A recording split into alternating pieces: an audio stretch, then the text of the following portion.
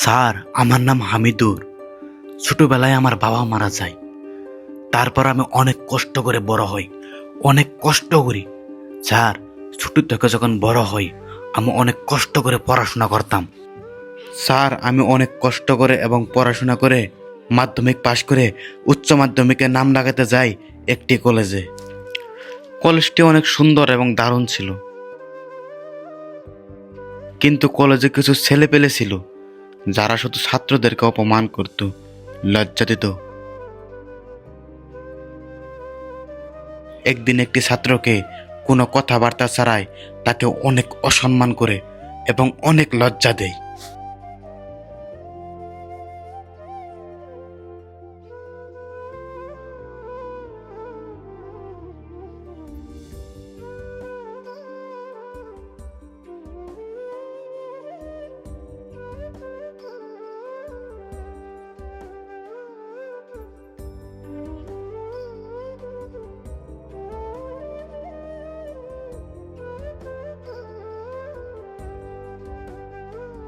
কোনো কারণ ছাড়াই তারা ছাত্রদেরকে মারপিট করত, থাপ্পড় দিত।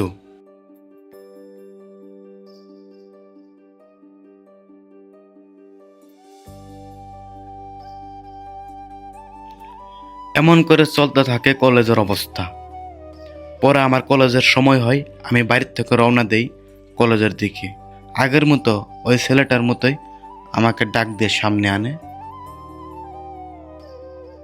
সামনে আনার পর তারা আমাকে অনেক বকা দেয়, অনেক গালি দেয়, লজ্জা দেয়, শরম দেয়, কোনো কারণ ছাড়াই।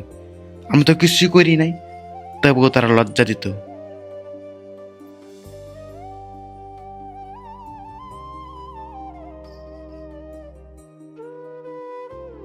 যে ছেলেটা গ্যাং ছেলে, তার বার্থডে, তো তার ফ্রেন্ড সবাইকে ইনভাইট করে, আমিও শুনি। তো আমি ভাবি যে আমাকেও দাওয়াত দিছে, তো আমিও তার বার্থডে যাওয়ার জন্য রেডি হই। তো তার জন্মদিন উপলক্ষে কলেজের অনেক দামি দামি ছেলেরা তার বার্থডে পার্টিতে যায়, কিন্তু আমাকে দাওয়াত দেয় নাই। কিন্তু আমি ভাবি যে এত বড় একটা মানুষ, তিনি কলেজের খুব গণ্যমান্য একজন ছেলে, তো আমিও যাব, দেখি আমিও যদি একটা গিফট করতে পারি তাহলে নিজেকে অনেক ধন্য মনে করব। তো আমি তো গরিব না, আমি তো ভালো কিছু নিয়ে যেতে পারিনি, সাধারণ একটি গিফট নিয়ে গিয়েছিলাম। তো আমার সাথে তিনি কি ব্যবহার করে অবশ্যই দেখলে বুঝবেন।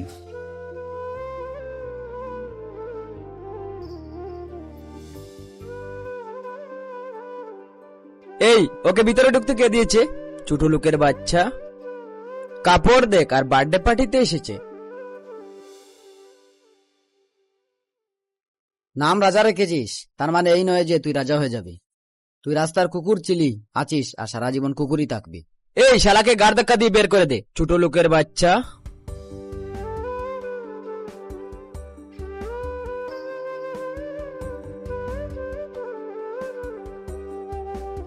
তারপরে জন্মদিনে পার্টি করে অনেক ফুর্তি উল্লাস করে, কিন্তু কি করব, আমাকে তো ঘাড় ধাক্কা দিয়ে বের করে দিল। মনে মধ্যে অনেক কষ্ট নিয়ে রাস্তা দিয়ে হেঁটে যাই। মনে অনেক কষ্ট, বারবার সেই কথাটি মনে পড়ছে। আমার সাথে এরকম করলো কেন? আমি কি সত্যি এমন? আমি কি সত্যি হতভাগা? আমি কি সত্যি গরিব? আমি কি সত্যি একজন অবহেলিত মানুষ? এই চিন্তায়, এই কারুকাণ্ডে আমার আর কিচ্ছুই ভালো লাগছে না। কয়েকদিন পর আমি নিজে নিজে কিছু পরিকল্পনা করি যে আমি পড়াশোনা করব, সাথে কিছু অন্য কাজও করব। তাই আমি পড়ার সাথে সাথে অন্য কাজও করতে শুরু করি। কাজ টাজ করে কিছু টাকা জমাই, যে টাকা দিয়ে আমি এক্সাম দিব, এক্সামের ফিস দিব, এগুলার চিন্তা চর্চা করি, যাতে ওখানে আমার কোনো ধরনের টাকার অভাব না হয়। কয়েক মাস পর আমি একটি কারখানা ইন্ডাস্ট্রিতে চাকরির জন্য আবেদন করি। তো তারা আমার ফাইল দেখে, আমার ডিগ্রি দেখে, আমার সব কিছুই তারা দেখে সাপোর্ট করে, এবং এবং তারা আমাকে বলে যে আপনাকে আমাদের কোম্পানিতে অ্যাকসেপ্ট করা হলো।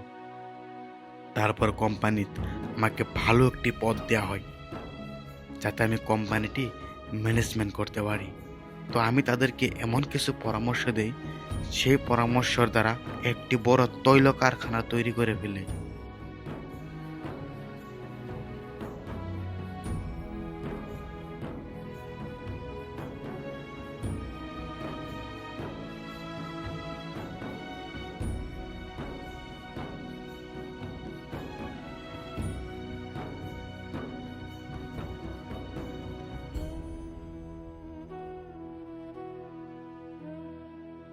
তো 1 বছর পর সেই ছেলে দুটি পড়াশোনা করেছে, এখন চাকরি নাই। তারা ভাবছে নতুন করে তৈল কারখানা হয়েছে, সেখানে গেলে অবশ্যই চাকরি মিলবে। তো সিকিউরিটি গার্ডকে বলে যে আমাদেরকে ভিতরে যেতে দাও। সিকিউরিটি গার্ড বলে, না, আমি তো তোমাদেরকে ভিতরে যেতে দিতে পারবো না, সামনে স্যার আসছে, স্যারের সাথে যোগাযোগ করে নাও, স্যার অবশ্যই দয়ালু মানুষ, স্যার তোমাদেরকে একটি ভালো চাকরি দিবে।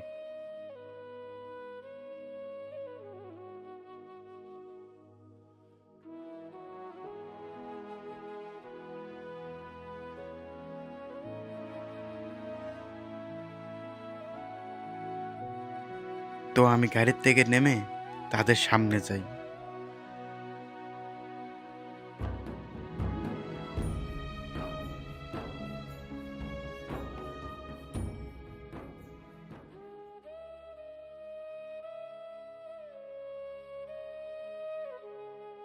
তারা দেখে হতবাক হয়ে যায়, আচরিত খেয়ে যায় যে এটা কি আসলে সত্য, এটা কি আসলে তুমি? আমি বলি, হ্যাঁ, এটা তো আমি। তোমরা কি আমাকে দেখতে পারছো না? আমি আগে যেমন ছিলাম তেমন তো নাই।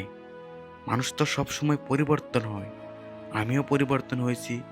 আজ আমি এই কোম্পানির মালিক হয়েছি। তোমাদের কি বিশ্বাস হচ্ছে না? তো মানুষকে কখনো অবহেলা করো না, মানুষকে কখনো অহংকার করিও না। তো দেখতে পারছো কার কিসমত কখন পরিবর্তন হয়ে যায়, আজ তো দেখতে পারলে। তো এই বলে আমি তাদের ওখান থেকে চলে আসি এবং অ্যাটিটিউড মেরে চলে আসি।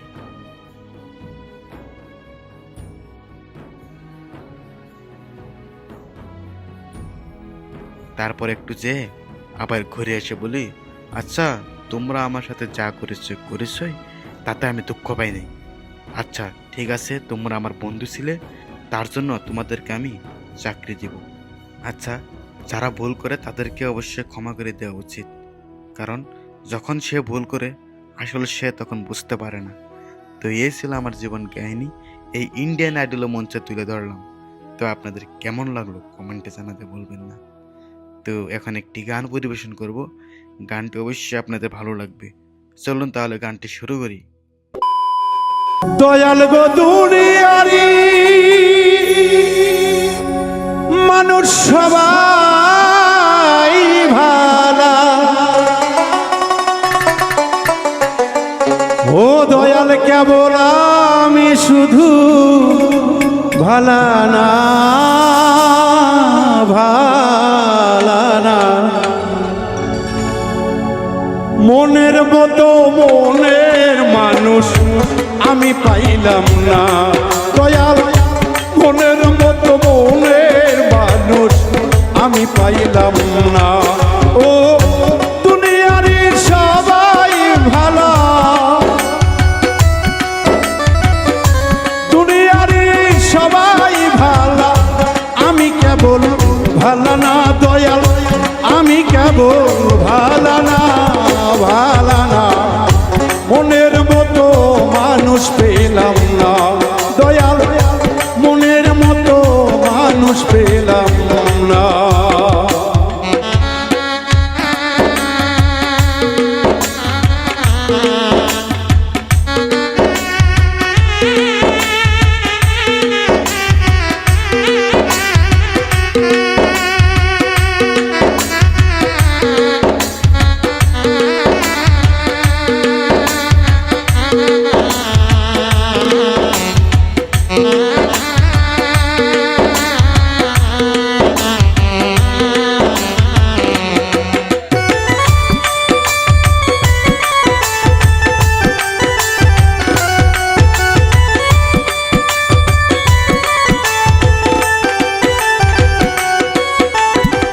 যারা ভালো বাসে আমার জগত ভরিয়া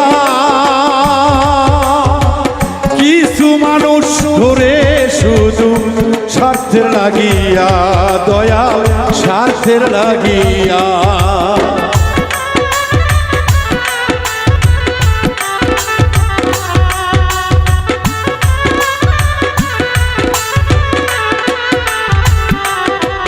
রুবেল সারা জগৎ দেখলাম আমি ঘুরিয়া ফিরিয়া, কিছু মানুষ অজয় দাদা ভালোবাসে স্বার্থের লাগিয়া, ও বাবা স্বার্থের লাগিয়া। দিন ফুরাইলে কেটে পরে, দিন ফুরালে কেটে পরে, খোঁজ খবর রাখে না তারা, খোঁজ খবর রাখে না। দুনিয়ারি সবাই ভালা, আমি ভালা না দয়াল, দুনিয়ারি সবাই ভালা, আমি ভালা না।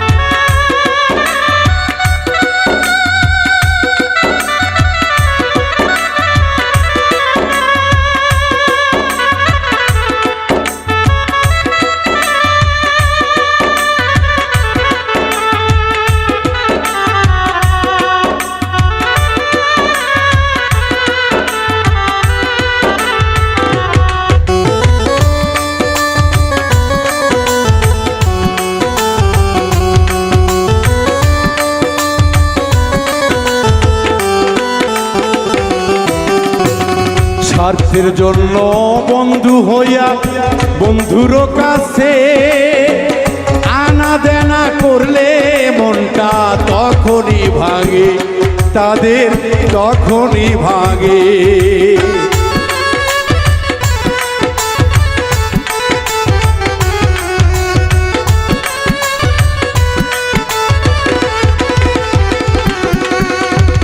সুখের কথায় হিংসা করে, দুঃখের কথায় হাসে, সুযোগ পেলে আবার তারে পাঠাই জেলখানাতে। রুবেল পাঠাই জেলখানাতে।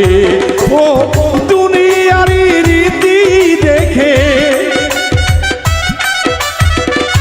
দুনিয়ারি রীতি দেখে মাথা কুলায় না আমার, ভান্ডে কুলায় না। এই দুনিয়ার সবাই ভালো, আমি শুধু ভালা না রে, আমি শুধু ভালা